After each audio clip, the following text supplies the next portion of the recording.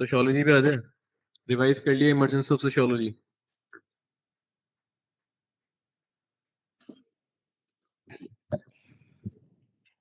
बताओ, पहले emergence of sociology बताओ मेरे को, क्या पढ़ा, कहाँ से इमर्ज हुआ सोशियोलॉजी? डार्क एजेस से? डार्क एजेस से या डार्क एजेस के बाद में जो ट्रांजिशन आया, चेंजेस को ऑब्जर्व करते हुए सोशियोलॉजी आया? ठीक है, तो उसमें सबसे बड़ा कंट्रीब्यूशन आप किसका मानते हो? हम्म। भाई, मॉडर्निटी के अंदर में तीन तरह के चेंजेस देखे हमने।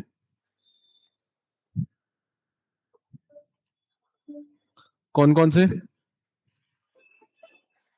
Socio economic and political changes. हाँ।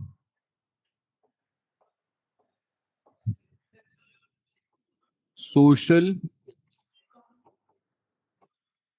इकोनॉमिक, क्योंकि डेफिनेशन में ये तीन ही चीजें हैं।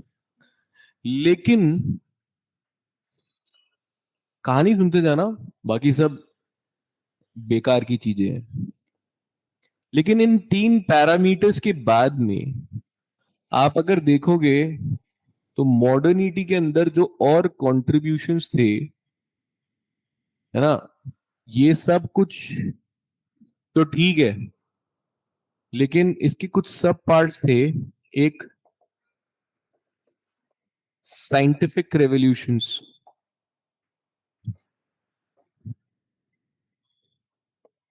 और एक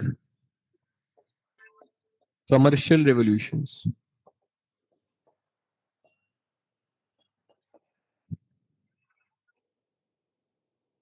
तो ये साइंटिफिक रेवोल्यूशंस में बहुत सारी चीजें डिस्कवर हुई, है ना, नई थ्योरीज आई, और उन सब चीजों के बीच में जो सबसे इंपॉर्टेंट चीज थी वो क्या था? साइंस क्या है आपके अकॉर्डिंग? आप सब लोगों ने 10th तक साइंस पढ़ी होगी, साइंस क्या है आपके अकॉर्डिंग?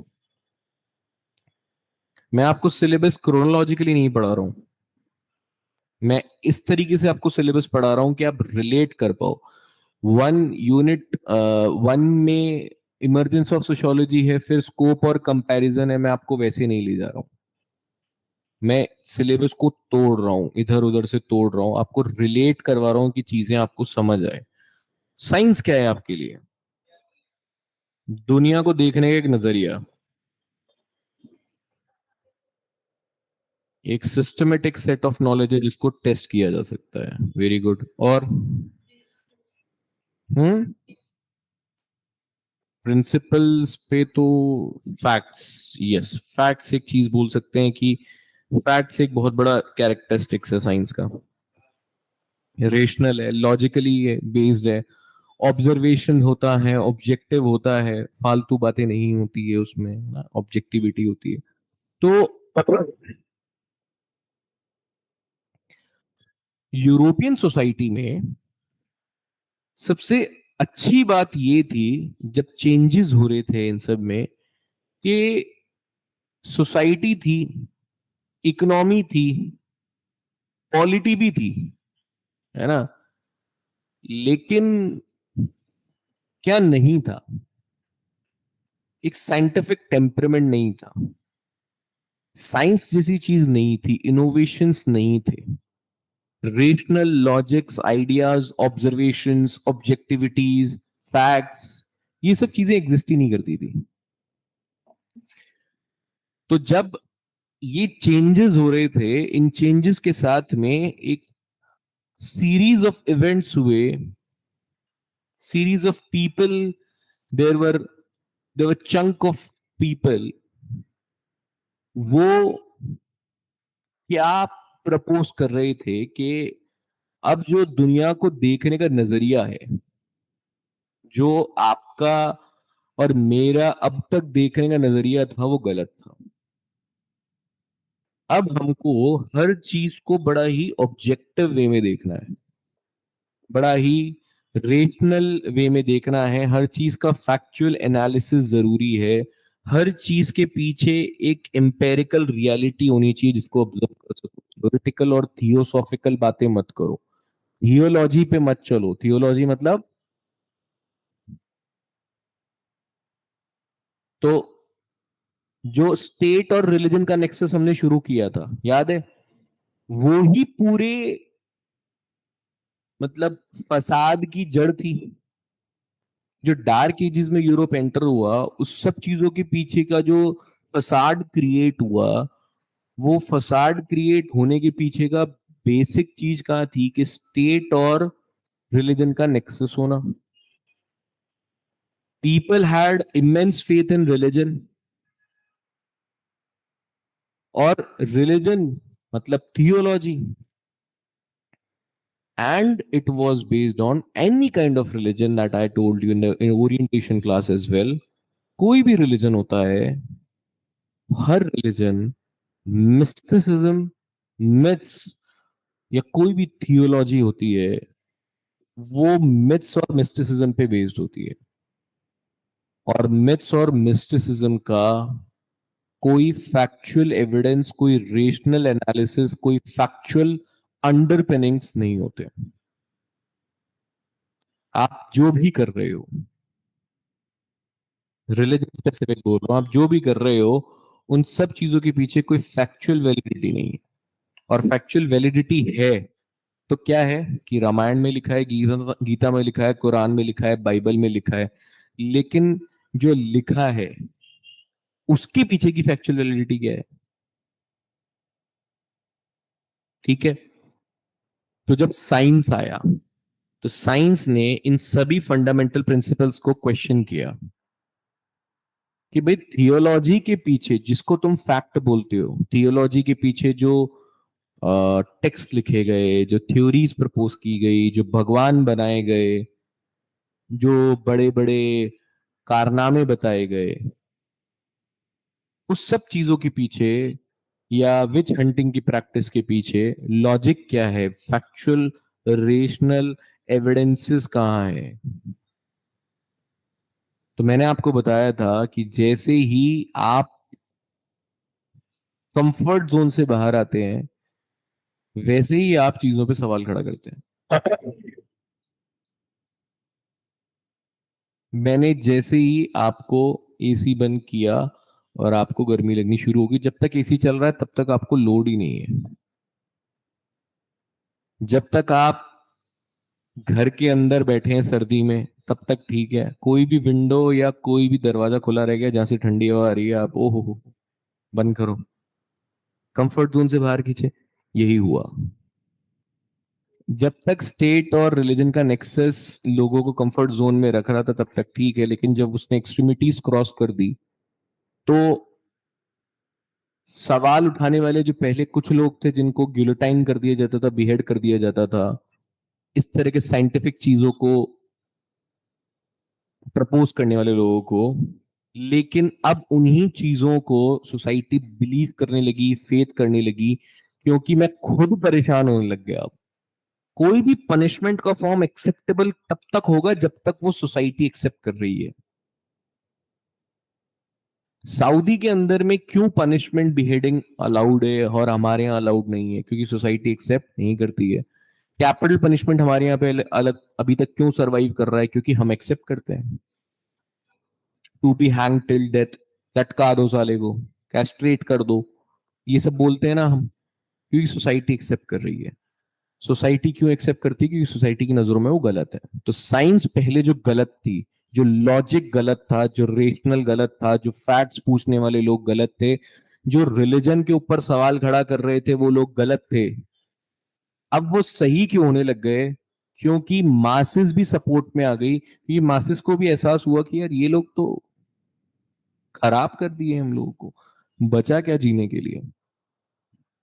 थर्ड स्टेट पे टैक्स बर्डन है ना, अलग लैविश लाइफस्टाइल चल रही है, सब चीजों का जो डर्थ था वो सब किस पे गया? कॉमन मासेस पे।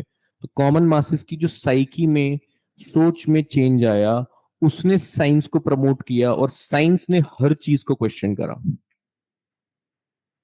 तो साइंस एक सब्जेक्ट नहीं है, साइंस एक डिसिप्लिन नहीं है, साइंस एक बॉडी ऑफ नॉलेज है।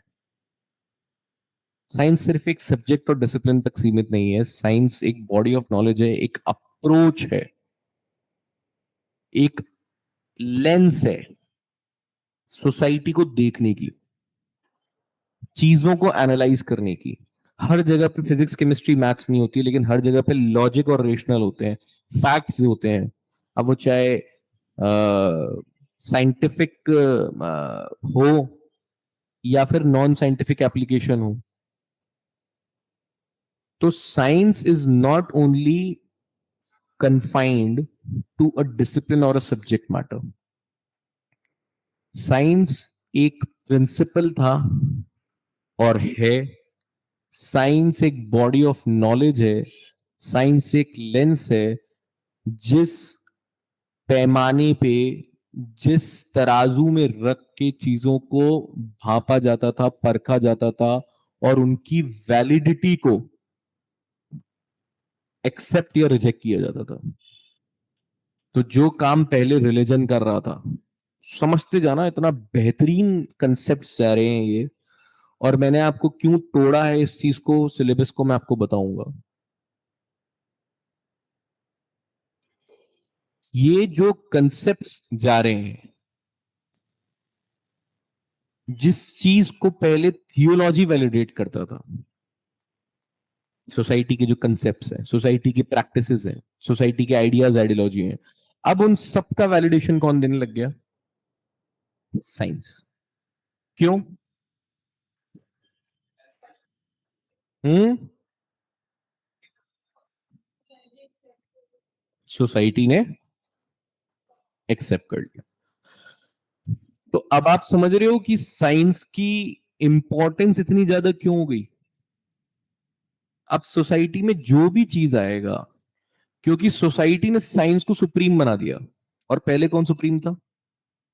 रिलीजन। तो रिलीजन ने ही तो किंग को वैलिडिटी दी थी। अब रिलीजन को रिप्लेस कर दिया साइंस ने, साइंटिफिक अप्रोच ने। तो उसी अप्रोच से ये भी पूछा गया कि जो हमको रूल कर रहा है,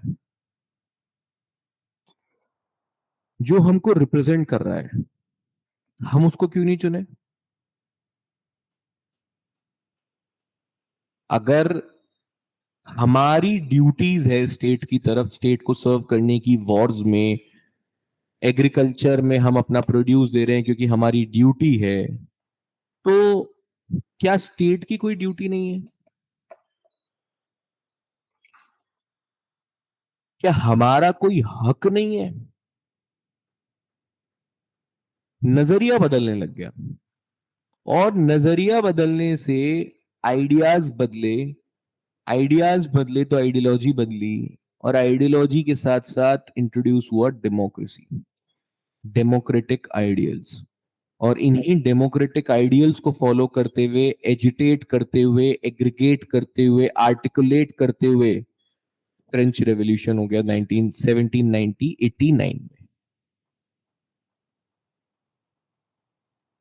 1787 में फर्स्ट बार कोई कॉन्स्टिट्यूशन अडॉप्ट किया गया था अमेरिका के अंदर। 1789 में क्या हुआ था? French revolution. तो ये जो 16 17 सेंचुरी और इन सब की जो में आइडियल डेवलप हुए, ये बेसिकली एक सोच का बदलाव था। बात समझ आई? यहां तक कोई भी प्रॉब्लम है? सवाल पूछना तो अभी पूछ लो। साफ सुथरा होना चाहिए बिल्कुल अंदर, कुछ भी कभी भी कोई पूछ ले उठ के तो कहानी की तरह बताना बिल्कुल उसको, और ऐसा बताना जो किताब में नहीं लिखा हो।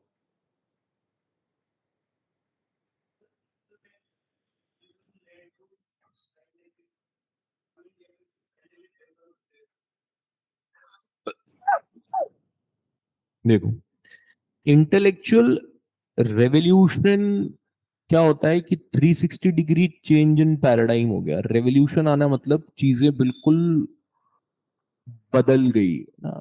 बहुत सारे इंटेलेक्चुअल्स आए जिन्होंने बहुत सारे आइडियाज दिए, जिसकी वजह से सोसाइटी के अंदर, स्ट्रक्चर के अंदर चेंजेस आए। तुम्हारे सवाल में ही तुम्हारा जवाब छुपा है।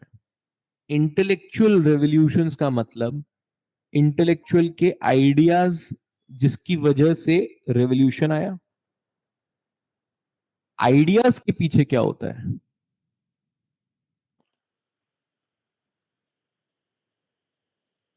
मेरे दिमाग में अगर कोई आइडिया आ रहा है ना, मैं आपको बोलता हूं कि लेट्स डू वन थिंग, कि हम क्या करते हैं कि एक नई पैराडाइम इंट्रोड्यूस करते हैं, इसमें एक्स वाई जेड चीजों को हम करेंगे जिसकी वजह से ये बेनिफिट होगा। तो मेरे आइडियाज के पीछे क्या है? मेरा पर्सपेक्टिव, मेरी सोच है उसके पीछे। और जब भी हम कोई चीज सोचते हैं तो उस सोच के पीछे हमारे प्रिंसिपल्स छुपे होते हैं। आपकी सोच ही आपकी प्रिंसिपल्स दिखाती है, आपकी सोच ही आपकी परवरिश दिखाती है। जैसे मैंने आपको हिटलर के लिए I felt bad about it reading after reading about Hitler, कि जिस इंसान ने उसको बनाया उस इंसान को उसने सड़क पे धुतकार के बोला कि पीछे वाली गाड़ी में आ सकते हो तो आ जाओ एंड शव ऑफ। तो वो उसके संस्कार दिखा रहे थे, है ना। तो जैसे रामचरितमानस में क्या लिखा है? राम जी के चरित्र की मानसिकता लिखी है जिसको आपको अडॉप्ट करना चाहिए। चाहे राम जी ने अयोध्या छोड़ दी थी, लेकिन जो उनके चरण पादुका थे या खड़ाओ थे वो वहीं थे। ना लक्ष्मण ने अपनी रेखा लांगी, छोटे भाई का जो कर्तव्य था पूरा निभाया, ना भरत ने लांगी और ना ही श्री राम ने लांगी।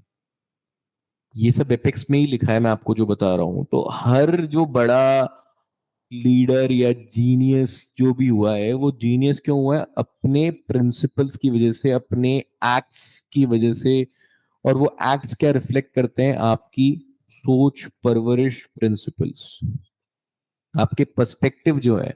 आप जिस तरह से एक्ट कर रहे हैं, आप जिस तरह से बात कर रहे हैं, आपकी सोच, आपका एक्शंस, वो क्या दिखाता है? आपके पीछे के प्रिंसिपल्स। तो जो आपने पूछा कि साइंटिफिक आइडियाज या scientific principles led to intellectual revolutions, तो जहां पे लॉजिक और रेशनैलिटी की बात की जाएगी, जहां पे स्कॉलर्स के पर्सपेक्टिव में logics, reasoning, objectivity, empiricism, rationalism आएगा, वहां साइंटिफिक प्रिंसिपल्स जरूरी थे, साइंस का इमर्जेंस जरूरी था, तब जाके ये नए नए थ्योरीज डेवलप होंगी और उनकी वजह से सोसाइटी के अंदर चेंजेस आएंगे। तो हर पर्सपेक्टिव के पीछे प्रिंसिपल्स होते हैं और हर प्रैक्टिस के पीछे पर्सपेक्टिव होता है। समझो इस चीज को।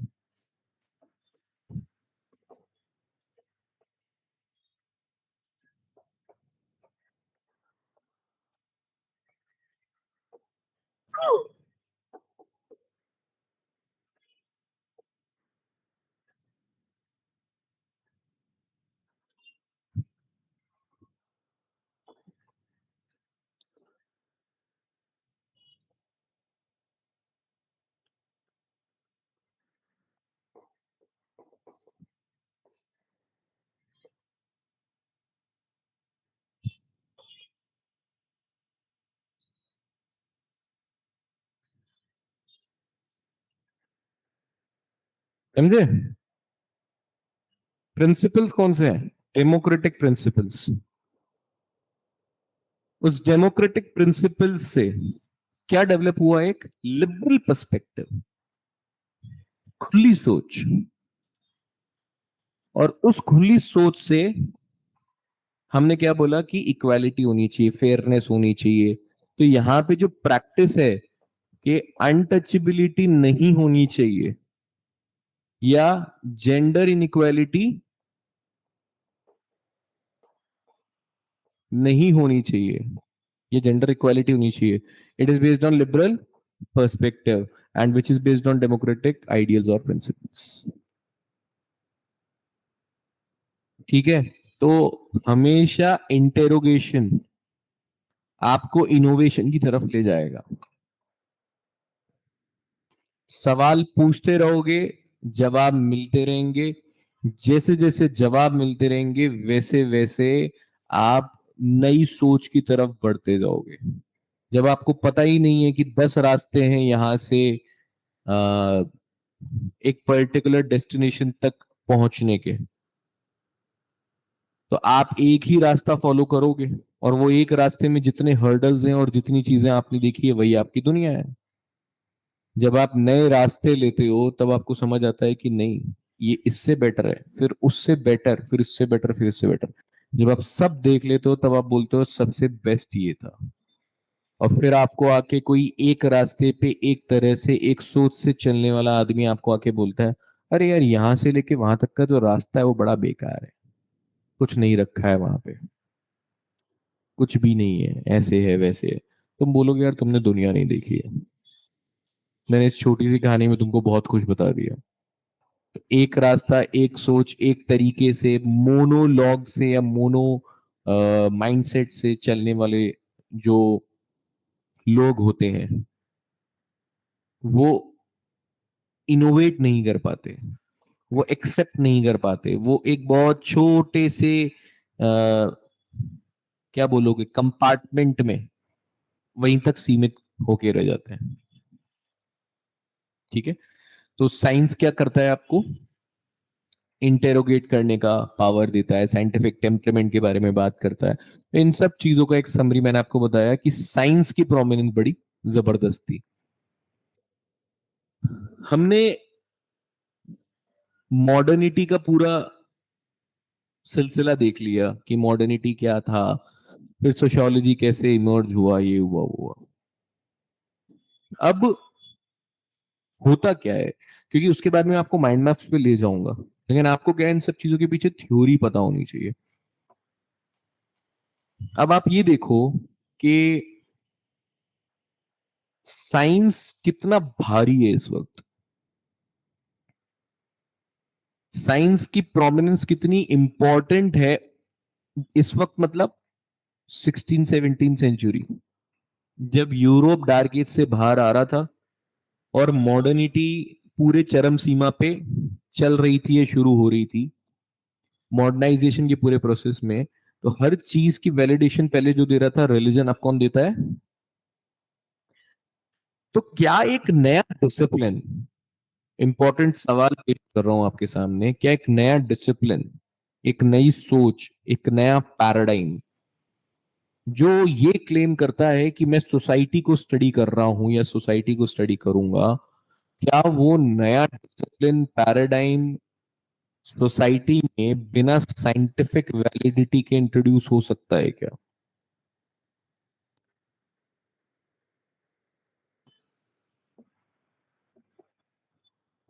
आप क्या मानते हैं कि इस वक्त हमारे देश में सबसे इंपॉर्टेंट प्रिंसिपल क्या है जो आपको सिटीजनशिप दिलवाएगा?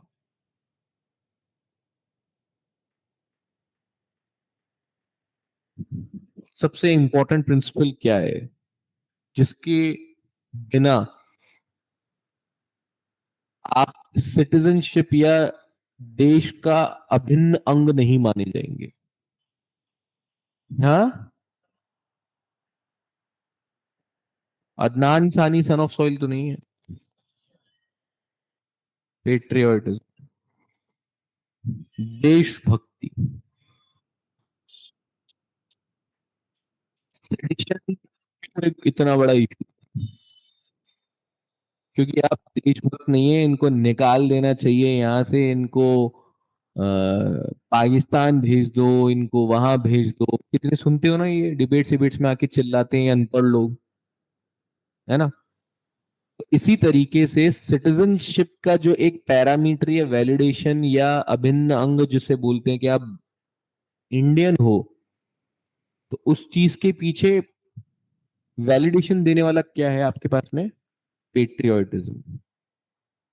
इसी तरीके से सोशलॉजी जब इमर्ज हुई जो नए नए स्कॉलर्स आए, इमाइल डर्कहाइम आए, कार्ल मार्क्स आए, हर्बर्ट स्पेंसर्स आए, ऑगस्ट कॉम्टे आए, ये जो अर्ली सोशियोलॉजिस्ट थे, इनको भी ये महसूस हो गया था कि बॉस, साइंटिफिक वैलिडिटी अगर इस सब्जेक्ट को नहीं मिली तो थियोलॉजी की तरह इस सब्जेक्ट को भी कब्र में डाल दिया जाएगा।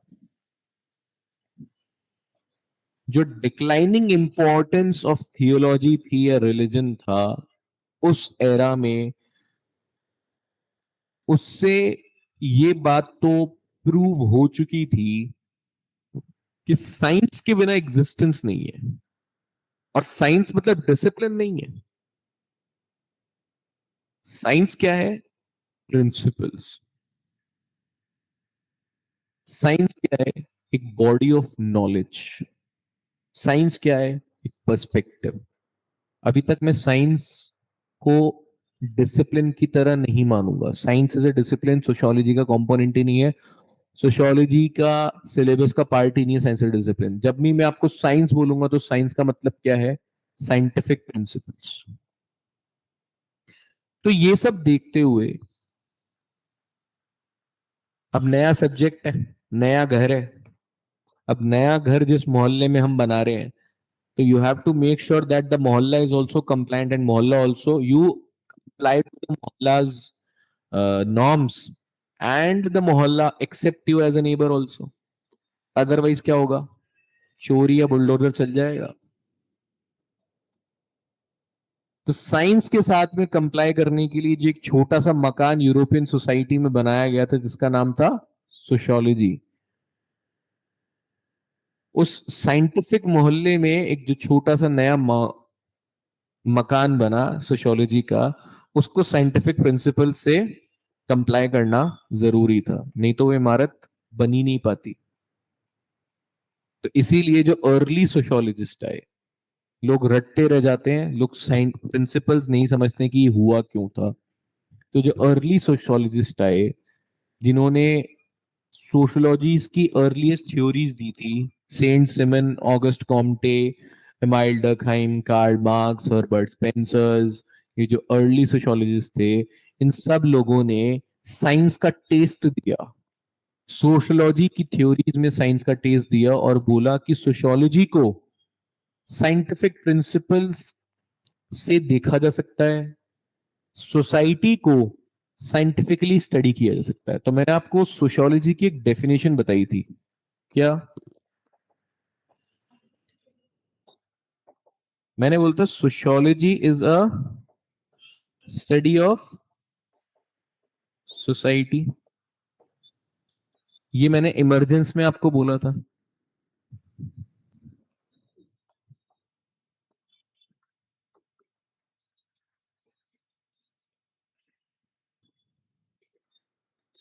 It's a scientific study of society.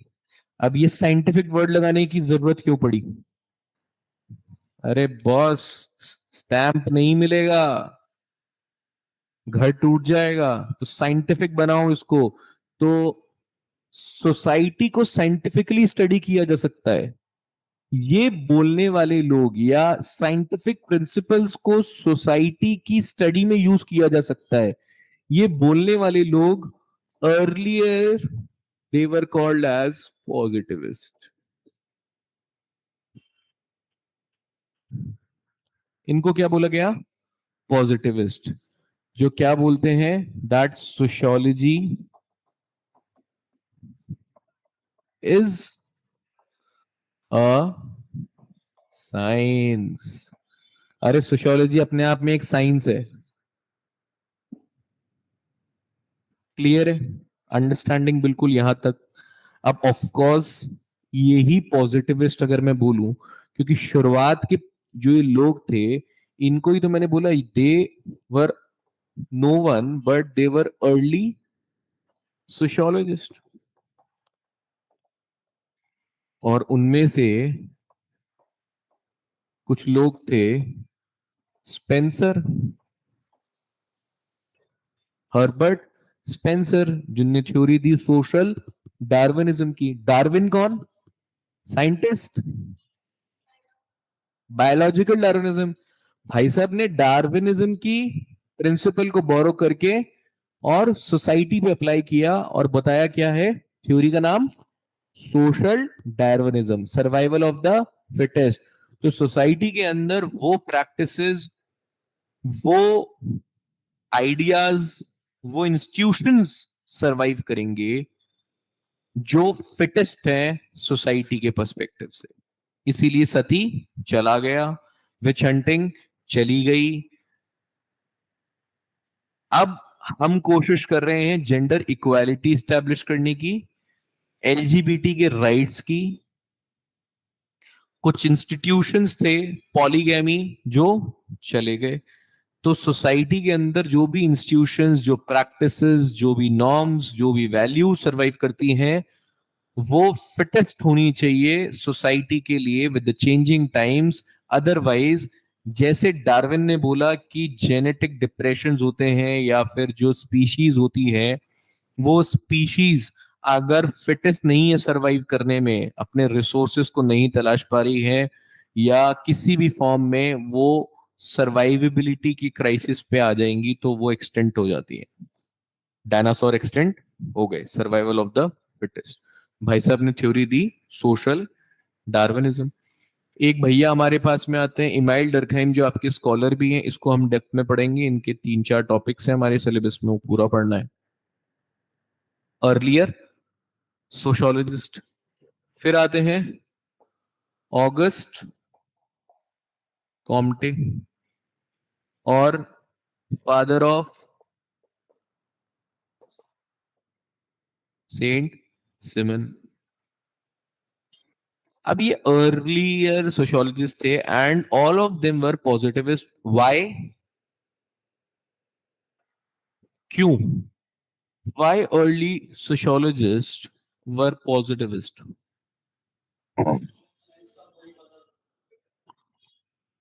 समझ गए?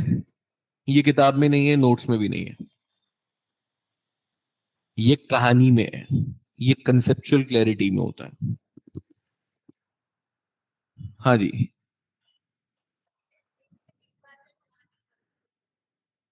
ऑफ कोर्स क्रियोस्केट होगा। सोशियोलॉजी या कोई भी प्रोसेस, कभी भी आप यकीन मानो, कोई भी चीज बिना ऑपोजिशन के नहीं आती है।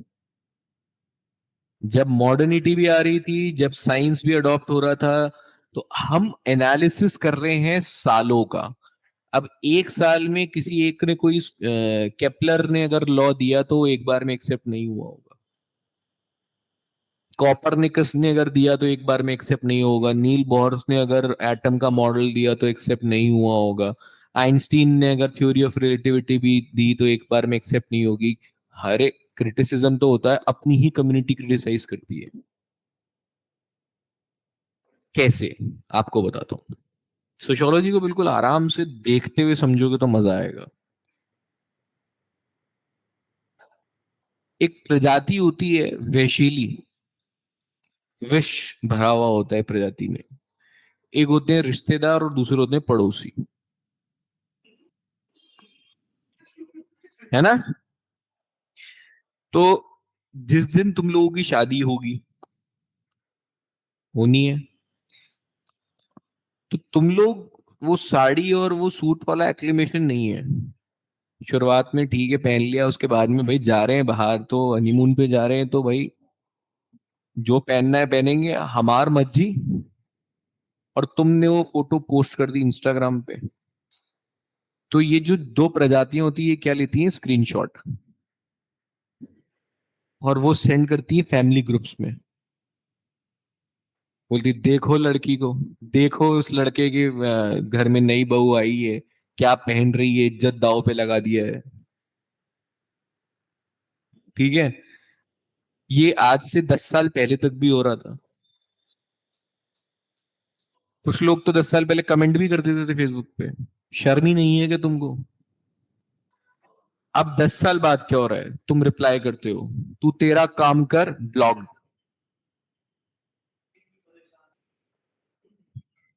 कौन सचिन भाई? है? अरे वो मैं भाई सचिन तेंदुलकर पे पहुंच गया, मैंने कहा सारा तेंदुलकर, सचिन तेंदुलकर, है ना। तो अब वो आया था ना, के आर के आया था। तो दीपिका पादुकोण ने क्या बोला, kindly F of my life my rules, और वो भी MAH। ये कहानी क्या दिखाती है आपको, कि कोई भी चेंज आप चाहते हो, now you have a freedom of attire. हमको जो पहनना है पहनेंगे, और नहीं पहनना नहीं पहनेंगे। तो पहले इस चीज के लिए सोसाइटी क्या कर रही थी, आपको रेजिस्टेंस शो कर रही थी, और आपको क्या करना पड़ता था, कंप्लाई। लेकिन पहले आप पांच थे, वो भी मुंबई और दिल्ली में सिचुएटेड थे, इसीलिए पांच थे। अब 500, 5,000, 5 लाख, 5 करोड़, 50 करोड़। अब जैसे ही ये 5 करोड़, 50 करोड़ हो जाएंगे इस आइडियोलॉजी को फॉलो करने वाले, तो सोसाइटी का रुख बदल जाएगा, सोच बदल जाएगी।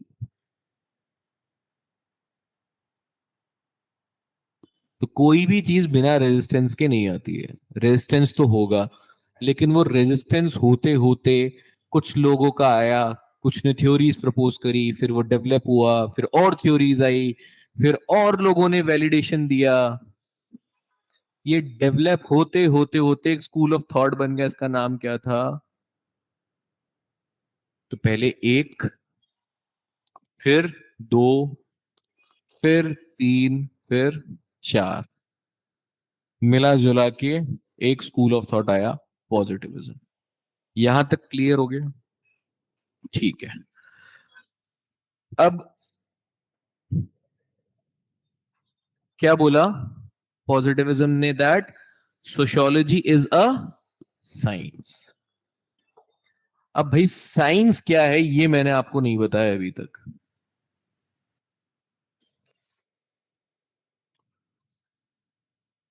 साइंस क्या है मैंने नहीं बताया आपको। तो साइंस क्या है, साइंस की कैरेक्टरिस्टिक्स क्या है। तो साइंस की कैरेक्टरिस्टिक्स बहुत ही सिंपल तरीके से मैं आपको बता देता हूं। साइंस की ओवरऑल कैरेक्टरिस्टिक्स आपको 4 वर्ड्स में रटनी है बस। ठीक है, 4 वर्ड्स याद कर लेना आज के बाद में।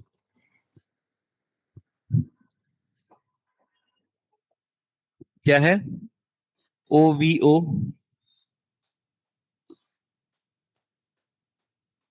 CGP, CGP,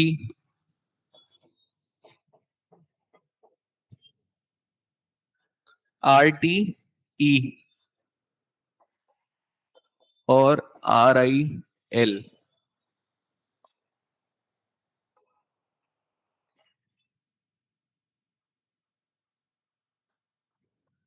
इसको ए कर लो, CGPA।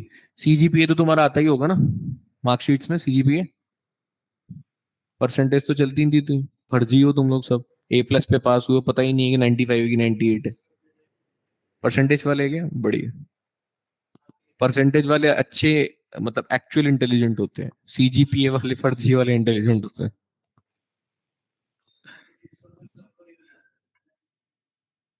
हाँ,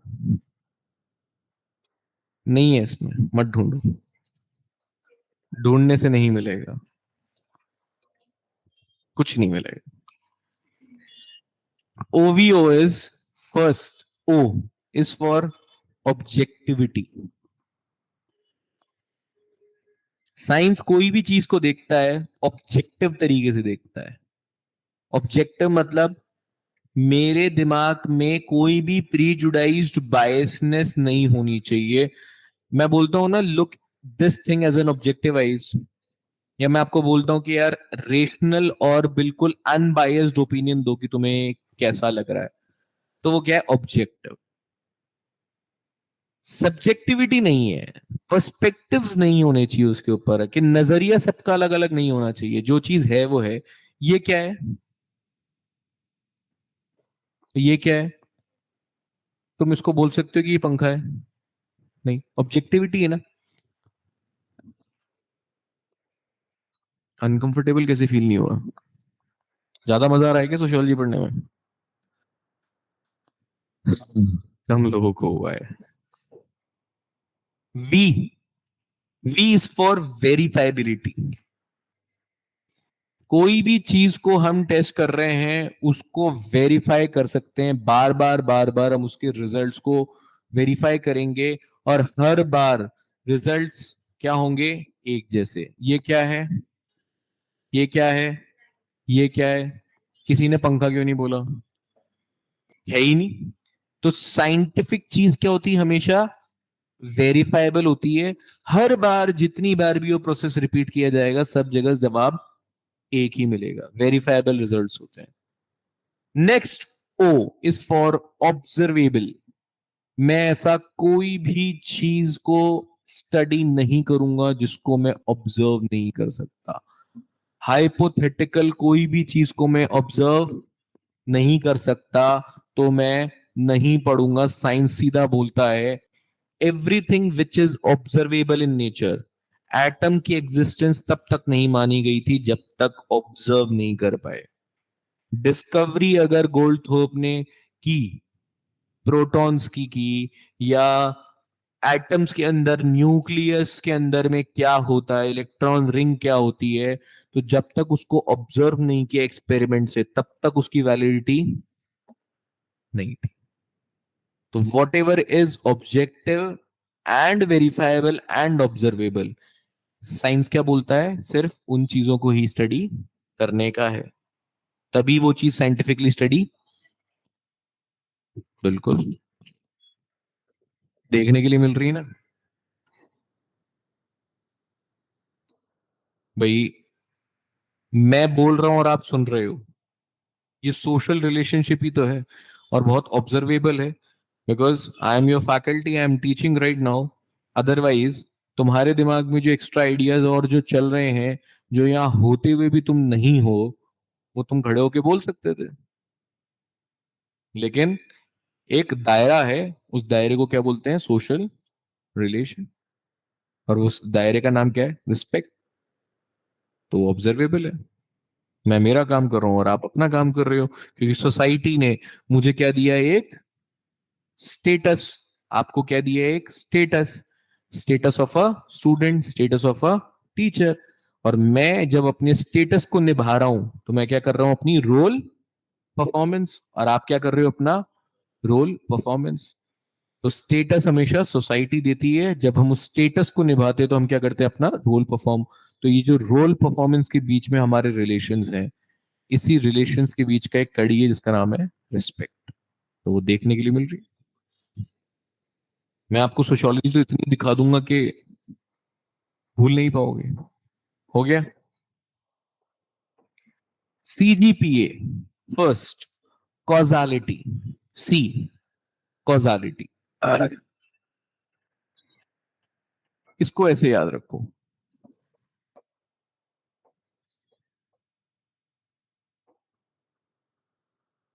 सी G P, causality, generalisation and prediction.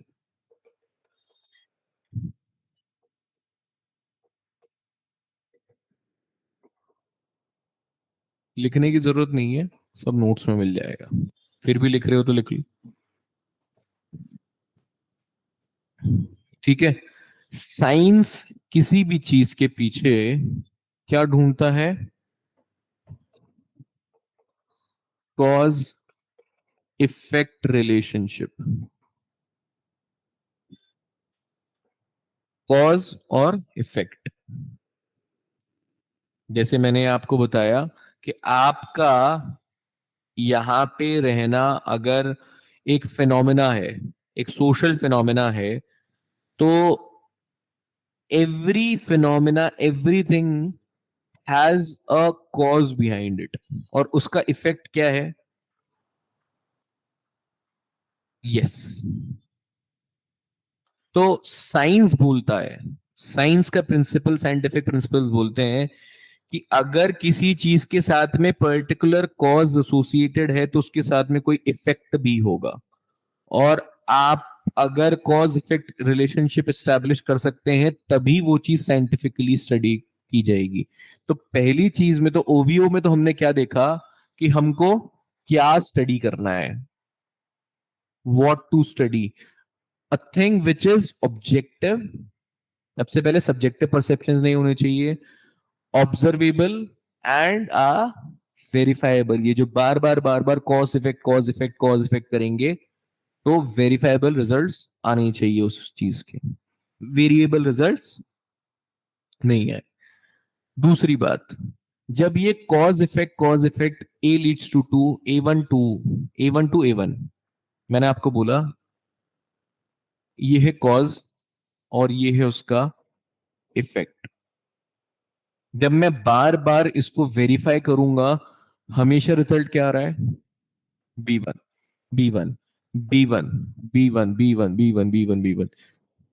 तो मैं इसको एक जनरलाइज्ड प्रिंसिपल बोल सकता हूं that every time you hit A one the result will be B one on the keyboard or display board. A दबाने से ए ही आएगा। वेरीफाई हो गया। इस चीज को बोलते हैं जनरलाइजेशन। जब बार बार ये कॉज इफेक्ट रिलेशनशिप प्रूव हो जाती है, वेरीफाइड हो जाती है, तो हम क्या देते हैं, एक जनरलाइजेशन। इस जनरलाइजेशन का साइंस में नाम होता है लॉ या थ्योरी। जब भी ये चीज वैलिडेट हो जाती है, बार बार एक्सेप्ट हो जाती है, cause effect principle relationship establish हो जाती है, तो अल्टीमेटली क्या निकल के आता है, Newton's laws of motion, theory of relativity. तो अब ब्रेक लगाने से गाड़ी रुकेगी, this is driven by law of motion. बर्फीले इलाकों पे गाड़ी स्लिप करती है, driven by law of motion. मैं अगर किसी एक चीज को ऐसे यहां ड्रॉप कर दूंगा ऊपर से नीचे, या मैंने ड्रॉप कर दिया, driven by law of gravity. तो मेरा प्रिडिक्शन है ना इसमें कि मैं इसको ड्रॉप करूंगा तो ये ऊपर जाएगा या नीचे, क्यों जाएगा, तुमको कैसे पता, लॉ। तो ये नीचे ही जाएगा। और किस स्पीड से जाएगा ये भी डिटरमाइंड है, कब पहुंचेगा ये भी डिटरमाइंड है। चंद्रयान 3 कब पहुंचेगा, कब लैंडिंग होगी, कब अलग होगा, कब डीबूस्टिंग होगी, सब कुछ प्रिडिक्टेड है। क्यों प्रिडिक्टेड है, because it is driven by law, what ever kind of law is driving it, चाहे वो ग्रेविटेशन हो, इलेक्ट्रोमैग्नेटिज्म हो, इलेक्ट्रिसिटी का लॉ ऑफ रिलेटिविटी हो, या मोशन हो, केपलर्स लॉ हो, कुछ भी। हमारा सीजन कब चेंज होगा, कब अर्थ पूरा रेवोल्यूशन कंप्लीट करेगा, ये सब किससे ड्रिवन है। तो आपको पता है कि 14 जनवरी को ऐसा होता है, सन का जो नॉर्थवर्ड मूवमेंट है वो शुरू होता है। ये सब क्या है, लॉस से ड्रिवन है। तो इस बेस पे हम क्या कर सकते हैं, प्रिडिक्ट, नीचे ही जाएगा। तो CGP, and this is how science is studied.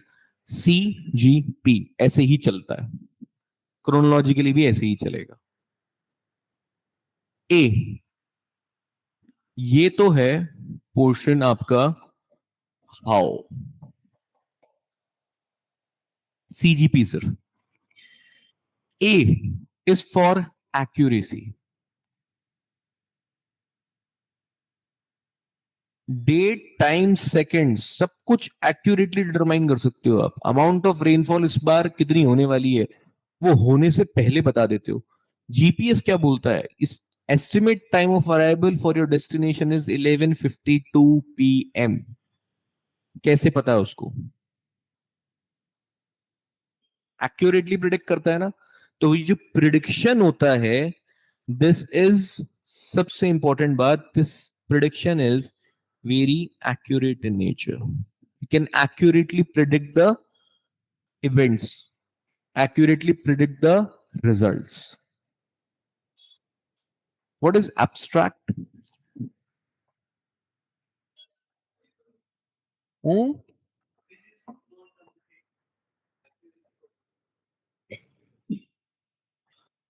Abstract वो चीज है जिसको आप छू नहीं सकते हो, एब्स्ट्रैक्ट वो चीज जो फिलोसफिकल एग्जिस्टेंस है। Science is non abstract in nature.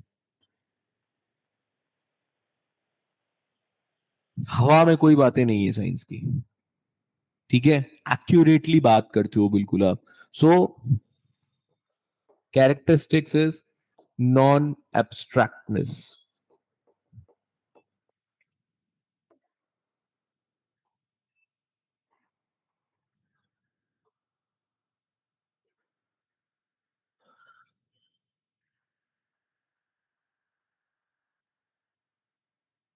ठीक है, नेक्स्ट आओ आप पहले आर आई एल पे।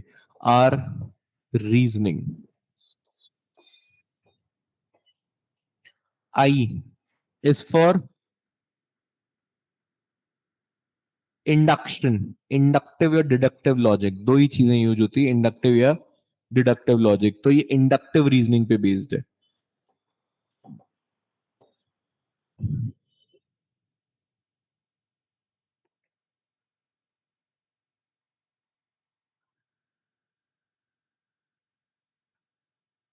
पहले ऑब्जर्व किया जाएगा, बाद में थ्योरी फॉर्मुलेट होती है, हिट एंड ट्रायल किया जाता है।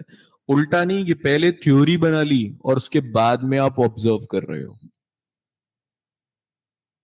दो तरह की रीजनिंग होती है, इंडक्टिव और डिडक्टिव। इंडक्टिव रीजनिंग पे काम करता है। और नेक्स्ट इज लॉजिकल, जो मैंने अभी आपको बताया था कि पर्सपेक्टिव्स किस पे ड्रिवन होते हैं? प्रिंसिपल्स पे। These are the principles.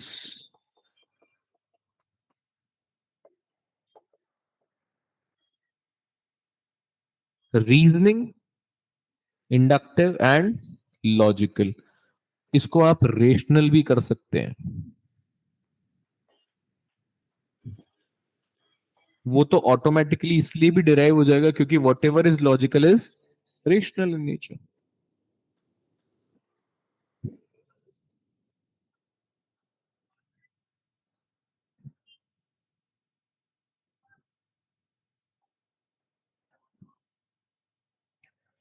अच्छा, आप ओवीओ के साथ में एक चीज और लिख लो, है ना, ये कॉम्प्लीमेंट्री इसके साथ में। साइंस क्या स्टडी करता है? ओवीओ। लेकिन OVO facts, the facts which are observable, verifiable and, अरे, ऑब्जेक्टिव इन नेचर। सिर्फ उन्हीं चीजों को, उन्हीं फैक्ट्स को वो बोलता है कि वो फैक्ट है जो कि ऑब्जर्वेबल है, वेरीफाइबल है और objective in nature. Next comes is RTE. RTE मतलब reliable, first. T is theoretical, अरे भाई साहब, लॉ तो बनाने पड़ेंगे, ठीक है। E, empirical. What is empirical? आंख के सामने चीजें होनी चाहिए, अंधाधुंध नहीं। जैसे अभी दीदी ने एक सवाल पूछा, सर सोशल रिलेशनशिप साइंटिफिक है क्या? पॉजिटिविस्ट की माने तो साइंटिफिक है, लेकिन कोई भी चीज बिना क्रिटिसिज्म के नहीं होती।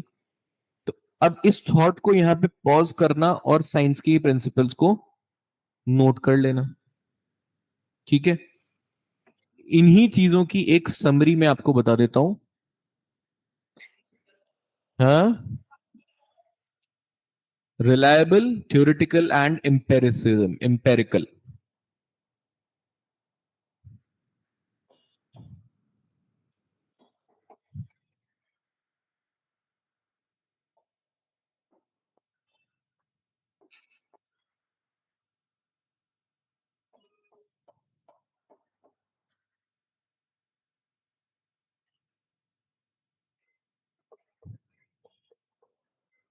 इन सब चीजों की समरी इसमें भी छुपी हुई है।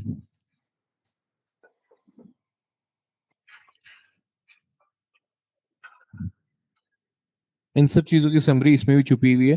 बेसिकली ये जो ये ओ है, वी है, ओ है, यहाँ दो आ जाएंगे आपके, वी यहाँ रिप्लेस हो गया, ठीक है, और ये आपका ई आ गया, एक ई, दो आर,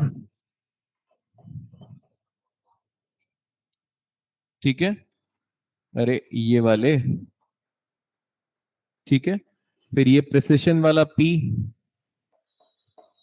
एब्स्ट्रैक्टनेस, एक्यूरेसी, वेरीफाइबिलिटी, ये आपका सीजीपी। बस यहां से सीजीपी बचता है, ये हमने यहां लिख दिया।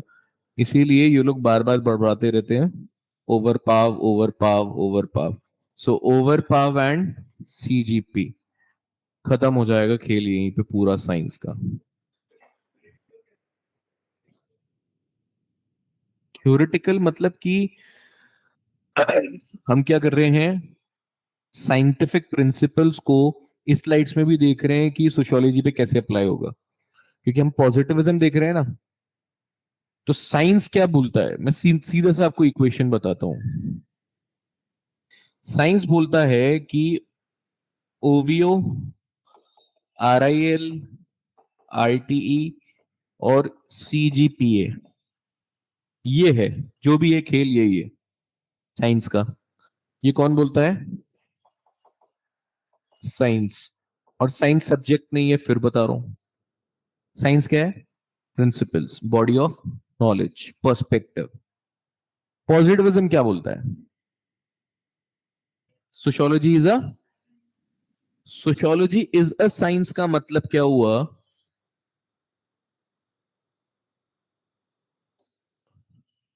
क्या मैं इज को ऐसे रिप्लेस कर सकता हूं, equals to say, A is B, A is equals to B, mathematically कर सकता हूं मैं, ठीक है। तो साइंस इज इक्वल्स टू, कौन बोला,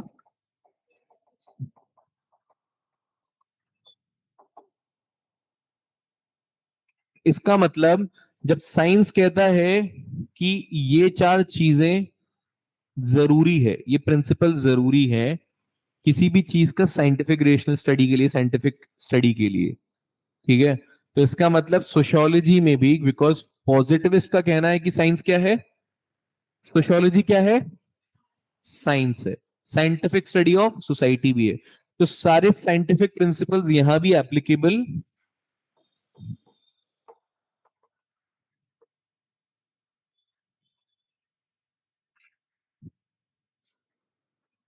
सारे साइंटिफिक प्रिंसिपल यहां भी एप्लीकेबल होंगे। तो ये जो आपकी टी थी, तो सोशियोलॉजी में क्या आती है, थ्योरीज। सीजीपी, जनरलाइजेशन से क्या निकलता है साइंस में, लॉज या थ्योरी, तो इसी क्या बोलते हैं हम, थ्योरिटिकल। इसे हम क्या बोलते हैं, थ्योरी। इसको थोड़ा सा चेक कर लेना एक बार।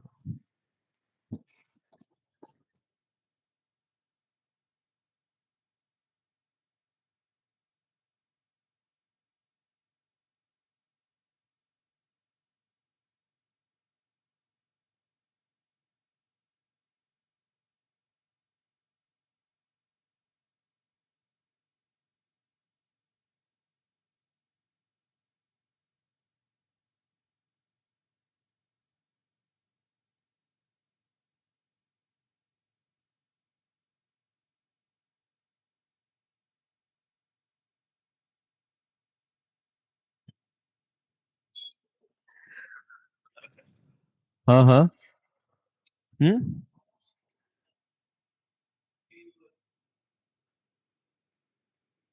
तो इसीलिए वो थ्योरी आया बीच में, ठीक है, यहां तक समझ आ गया। तो कहानी जो मैंने साइंस से यहां खींची वो क्या थी,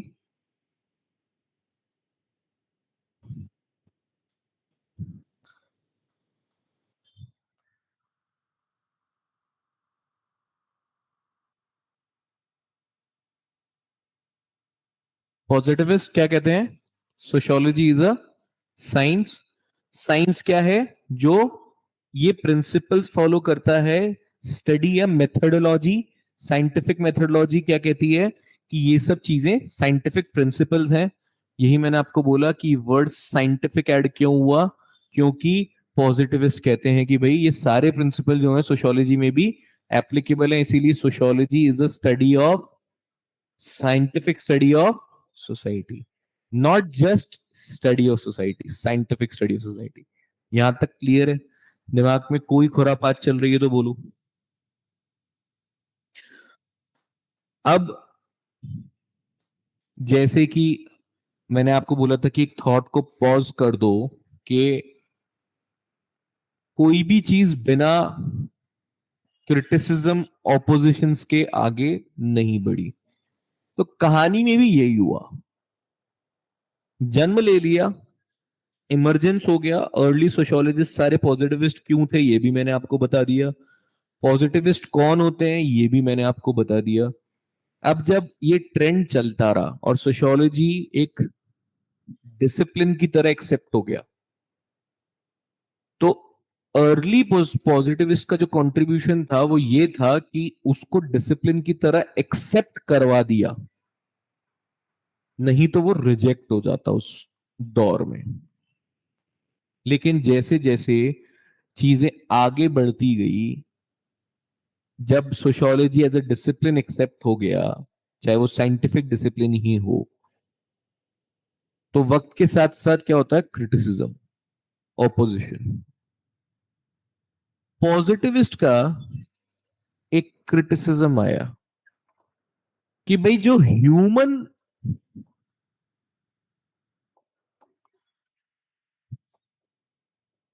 नेचर होता है या ह्यूमन बिहेवियर होता है,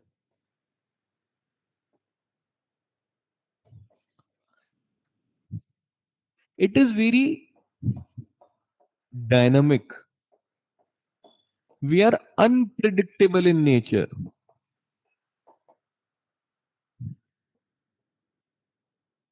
and we have a diverse factors which drives or constitutes our behavior। एक वेजिटेरियन आदमी जिसने जीवन में कभी भी ऐसी कोई चीज नहीं खाई जो उसके एथिक्स के अगेंस्ट में थी, रिलीजियस या कोई भी चीज के अगेंस्ट में थी, लेकिन वो किसी आइलैंड पे जाता है, फंस जाता है, वो जिंदा रहने के लिए, या आपको ये जो लाइव ट्रू एग्जांपल है कि उसने टॉर्टोइस का ब्लड पी लिया था क्योंकि वो आ, समुद्र का खारा पानी नहीं पी सकता था, तो वो अपने प्रिंसिपल से कैसे डेविएट कर जाता है? एक्सीजेंसीज, टाइम की रिक्वायरमेंट है। तो यही चीज कुछ समय बाद ऑब्जेक्शन में आया कि जो हम सोचते हैं वो हम बोलते नहीं है, जो हम बोलते हैं वो हम करते नहीं है, और जो हम कर रहे हैं उस पे हम खुद विश्वास नहीं करते। Every married person does not consider himself as married, it might be a social obligation upon him. Example Shri Shri Vipul Sharma, कोई बात नहीं। एनडी तिवारी, कोई बात नहीं। विजय माल्या,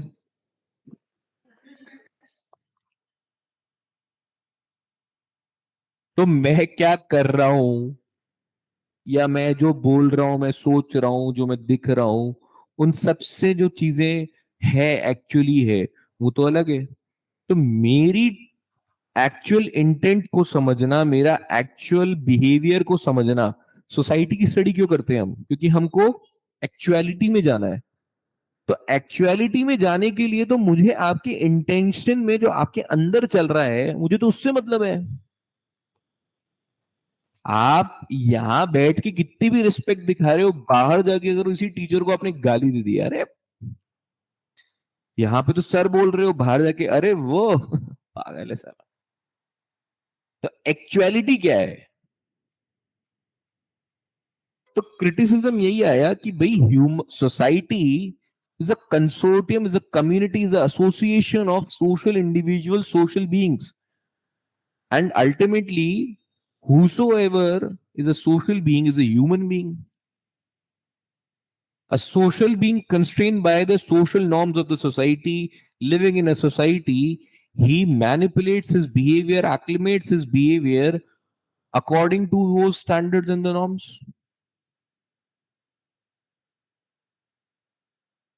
तो भाई मेरे अंदर है ना, दीपिका पादुकोण को देख के खलबली हुई, लेकिन मैंने बोला I am your big fan, just want your autograph, कुछ नहीं। मैं चाहता हूं भाई तू डिनर पे चल मेरे साथ, डेट पे चल, क्या बात कर रही है यार, खड़ी रहे सामने, देखने दे थोड़ी देर के लिए। लेकिन मैंने बोला तो नहीं, मैंने दिखाया तो नहीं। कैमरे पे कितने लोग डिसेंट एक्ट करते हैं, कितने एक्टर्स देख लो आप। किसी ने सोचा था शाइनी आहूजा? नहीं। किसी ने सोचा था ब्रजभूषण इन? कितने लोग हैं जो कैमरे के सामने, जब लोग ऑब्जर्व कर रहे होते हैं आपको, तो आपका क्या है, तरीका बदल जाता है बात करने का, सोचने का, एक्ट करने का। आप किसी पार्टी में जा रहे हो, आपको कोई अटेंशन दे रहा है, तो आप एक ऐसे अलग टोरा में होते हो, "ओह, देखूंगा ही नहीं", अंदर से तो मन में चल रहा है देख, अंदर चल रहा है भाई, अटेंशन मिल रहा है, पर उस अटेंशन को अंदर से चल रहा है देखते रहे। लेकिन बाहर क्या दिखा रहे हो, कोई फर्क नहीं पड़ता है मेरे को ना। जिसको देख के जाना है उसको ऐसे करके देख के जाओगे, देखना ही नहीं है मेरे को तेरी साइड। जबकि पलट के देखोगे, ये क्या है, हॉकथॉर्न इफेक्ट। साइंटिफिकली इसे बोलते हैं हॉकथॉर्न इफेक्ट। जब आपको ऑब्जर्व किया जा रहा है, जब आप किसी के सामने, आपको पता है कि आपके लिए परसेप्शंस बनेंगे, आपको जज किया जाएगा, तो आप क्या करते हो, अपने बिहेवियर्स को चेंज करते हो। You might agree to me on my face, but behind the doors, you'll criticize me for my decisions and my words. लेकिन आपने मेरे फेस पे क्या किया, अग्री। हॉकथॉर्न इफेक्ट। तो हमारा जो बिहेवियर है, सोशल बीइंग्स का जो बिहेवियर है, उसके लिए बोला गया that our behaviour is dud, dynamic, unpredictable and driven by diverse factors. तो आप जो दिख रहा है, साइंस क्या बोलती है, जो दिख रहा है उसी चीज को स्टडी करो और वैसे ही स्टडी करो। आप सब अभी गर्दन ला रहे हो, तो मेरे दिमाग में क्या चीज समझ आ रहा है, ये साइंस है। पर जो क्रिटिसिज्म करने वाले लोग थे, जो बाद में बने क्या, एंटी पॉजिटिविस्ट,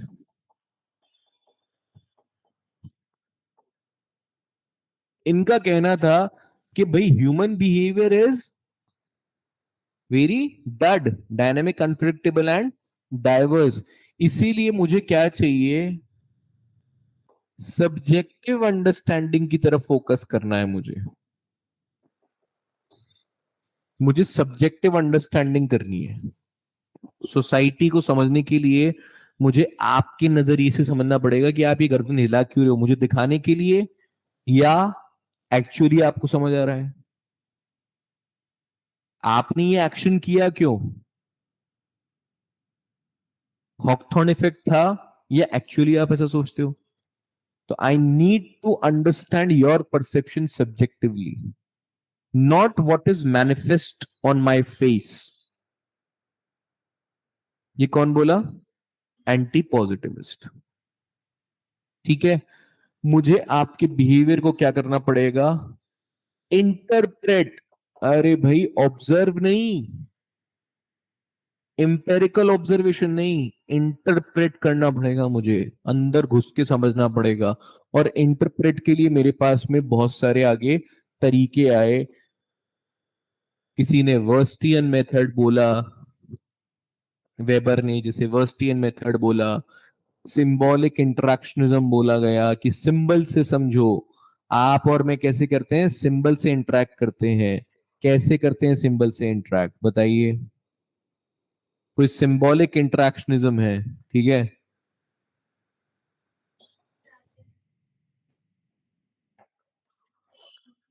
तुम अपने ऊपर लोगे तब समझोगे, मेरे ऊपर तो लेके क्या समझोगे। क्लास से नीचे उतरते हो, मेन रोड है, चलती सड़क है, कभी कभी नीचे उतर के ऐसे झटका देना पड़ता है ना। मैं बस वही बता रहा हूँ जो कैमरे में दिखता है। क्यों, किसको दिखाना है।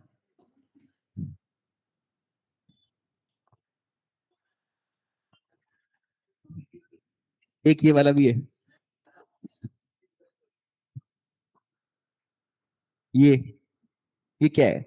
आप आप क्या कर रहे हो जब ऑब्जर्व कर रहे हो, तो आप इस सिंबल को पकड़ रहे हो, ये सिंबॉलिक इंटरेक्शनिज्म है। कोई क्लास में बैठे बैठा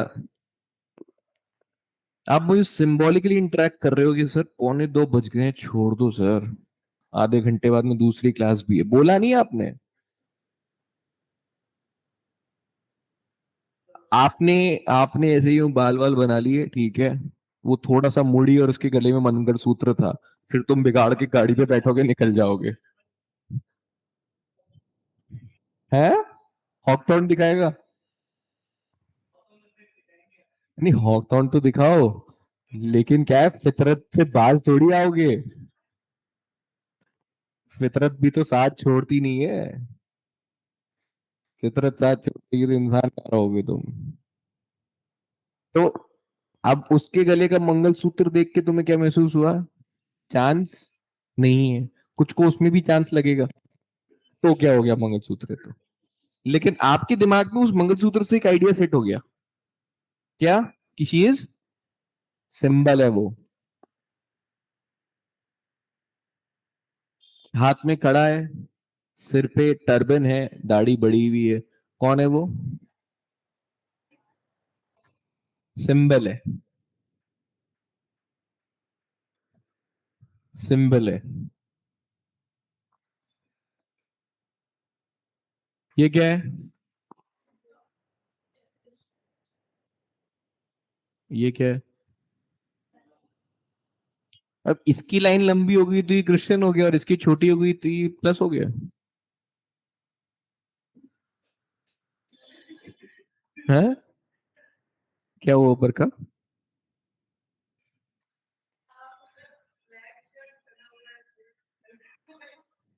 तो तुम कहना क्या चाहती हो, ब्लैक लाइव्स मैटर। दिखा नहीं। अब यहां तुम डॉक्टर देख रहे हो और यहाँ पे तुम फादर देख रहे हो, क्या है, सिंबल। तो सिंबल को आप क्या कर रहे हो, इंटरप्रेट। इसने कुछ बताया नहीं अपने बारे में, सिर्फ इस सिंबल को आपने क्या दिमाग में इंटरप्रेट किया। तो सबसे इंपॉर्टेंट फोकस एंटी पॉजिटिविस्ट का ये था कि हमको किस पे फोकस करना है, पहली चीज, subjective understanding of objective reality. What ever is manifest in front of my eyes that is objective. मैं देख सकता हूं कि आपकी गर्दन हिल रही है, that is an objective reality. But subjective understanding, पूछो उससे जाके कि नीरज क्यों हिला रहा है, मुस्कान क्यों हिला रही है, या ध्वनि क्यों हिला रही है, काजल क्यों हिला रही है।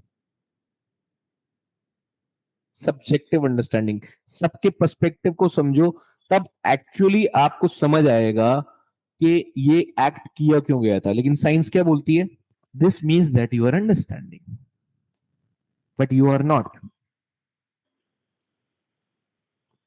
Getting it. आ गया समझ। फिर कहानी यहां से आगे बढ़ती है। आपको मैंने बताया सोशियोलॉजी हमेशा इस पैराडाइम पे चलेगी, एक को दूसरा क्रिटिसाइज करेगा और उन थीसिस, एंटीथीसिस एंड सिंथेसिस, इनका सिंथेसिस आता है बाद में। लास्ट में कुछ लोग आते हैं जो आते हैं नॉन पॉजिटिविस्ट। अब मोटे तौर पे ये और ये थोड़ा सिमिलर है, लेकिन जैसे पॉजिटिविस्ट ने क्या बोला था, sociology according to anti positivist is बिल्कुल ऑपोजिट है साइंस की। कौन बोलता है? लेकिन नॉन पॉजिटिविस्ट बोलते हैं कि भाई sociology as a science, as की तरह ट्रीट करो। कुछ कुछ चीजें साइंटिफिकली एप्लीकेबल है, साइंटिफिक प्रिंसिपल्स अप्लाई कर सकते हैं, लेकिन कुछ जगह पे हॉकथॉर्न भी है, कुछ जगह पे इंटरप्रिटेटिव भी है, कुछ जगह पे सब्जेक्टिविटी भी है। तो thesis, antithesis and synthesis, but in दोनों को मोटे मोटे तौर पे एक ही पैमाने में रखा जाता है, क्योंकि पॉजिटिविस्टिक एक्सट्रीम एंड पे है, जो कि पूरी तरह सोशियोलॉजी को क्या मानते हैं कि वो क्या है, साइंस। और दूसरे एंड पे कौन है, एंटी पॉजिटिविस्ट। तो आप ये मानिए कि ये अगर एंड पॉजिटिविज्म का है और जहां पे क्या बोला जाता है, sociology is equals to science, और यह एक नॉन पॉजिटिविज्म का एंड है जहां क्या बोला जाता है, सोशियोलॉजी इज जी नहीं, anti positivist, I am sorry, यहाँ anti positivist is not a science. यहां पे कुछ नॉन पॉजिटिविस्ट है, लेकिन फिर भी ये मिड पॉइंट से इस तरफ ही है। तो इनका जो इंक्लिनेशन है वो साइंटिफिक पैराडाइम पे या साइंटिफिक लाइंस पे नहीं है, कुछ साइंस और कुछ ह्यूमैनिटीज डेड, उसकी अंडरस्टैंडिंग को मिला जुला के नॉन पॉजिटिविस्ट बनते हैं। तो रिसर्च करते समय कई बार साइंटिफिक मेथड यूज कर लेते हैं, साइंटिफिक टूल्स को यूज कर लेते हैं, लेकिन पढ़ने का जो तरीका है, जो थ्योरीज है उनकी नॉन पॉजिटिविस्ट की, वो थोड़ी सी सब्जेक्टिव अंडरस्टैंडिंग पे रहती है। ठीक है, अब आप अपने सिलेबस को जाके चेक करेंगे तो इस सिलेबस में आपको फर्स्ट यूनिट में कुछ भी नहीं मिलेगा जो मैंने आपको पढ़ाया है आज।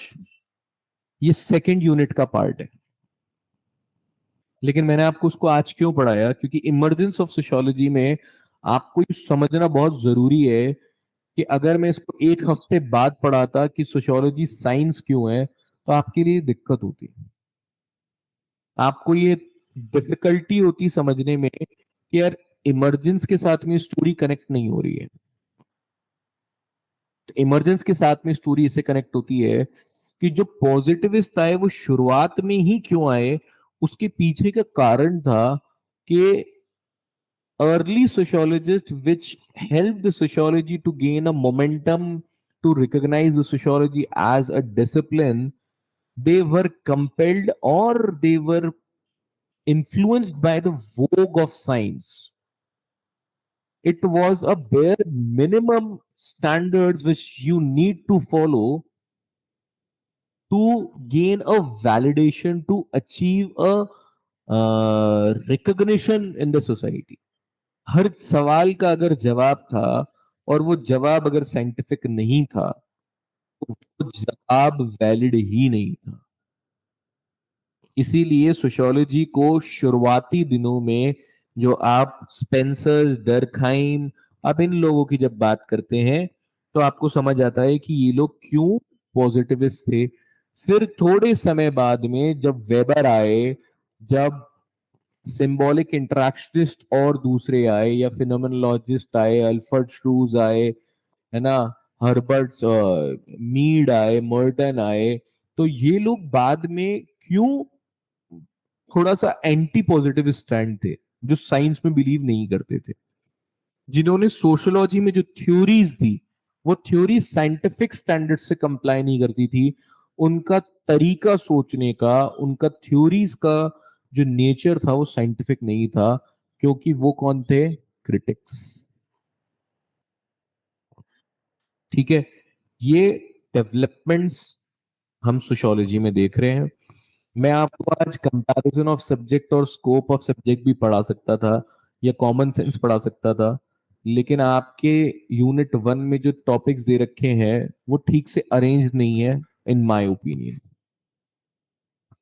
सिलेबस में सबसे पहले सोशियोलॉजी के इमर्जेंस के बाद में आपको ये जानना और समझना जरूरी है कि सोशियोलॉजी और साइंस की डिबेट कैसे शुरू हुई। और जब हम कल इस बारे में थोड़ा सा और डिटेल पढ़ेंगे और फिर हम सोशियोलॉजी और कॉमन सेंस पढ़ते हैं, तब आपको समझ आता है कि कॉमन सेंस के अंदर में भी जो प्रिंसिपल्स हैं और सोशियोलॉजी के अंदर जो प्रिंसिपल्स हैं वो अलग क्यों हैं। कॉमन सेंस बोलता है कि आंसू जो होते हैं ना, आप जब रो रहे हैं तो आंसू के पीछे क्या हो सकता है? बहुत सारे कारण हो सकते हैं। प्यास काट रहे हो, दर्द है, दुख है, हंसी है ना? तो ये कॉमन सेंस है। लेकिन सोशियोलॉजी बोलता है भाई, इसको जैसे ऑब्जर्व करोगे, जिस सर्कमस्टांसेस में ऑब्जर्व करोगे, वो जो दिख रहा है उसको आप वैसे के वैसे लो। तो उसके अंदर जब आप पीएसआई और एमसीबीसी वाला वो जो एक्रोनिम बना है हमारा, जब आप उसको पढ़ोगे तो आपको ये बैकग्राउंड समझना जरूरी है कि ये अप्रोच कहां से आई, कि कॉमन सेंस और सोशियोलॉजी कैसे अलग है। वाई सोशियोलॉजी, जब वहां पे हम देखेंगे कि कॉमन सेंस जो है वो बातें कर रहा है जो हमको दिखती है, लेकिन सोशियोलॉजी जो बातें कर रहा है वो साइंटिफिक नेचर की बातें कर रहा है। तो आपको वो साइंटिफिक नेचर समझाना जरूरी था, जो कि यूनिट 2 का पार्ट है। ठीक है, आपके नोट्स जो है वो प्रिंट आउट हो चुके हैं। 5-7 मिनट आप रुकिए, आपको नोट्स जो है मिल जाएंगे। और पुराने स्टूडेंट्स जो है, अगर किसी को नोट्स चाहिए आप पीडीएफ फॉर्म में ले सकते हैं। प्रिंटेड मटेरियल ऑफलाइन बैच के जो स्टूडेंट्स हैं वो लेके जाएं।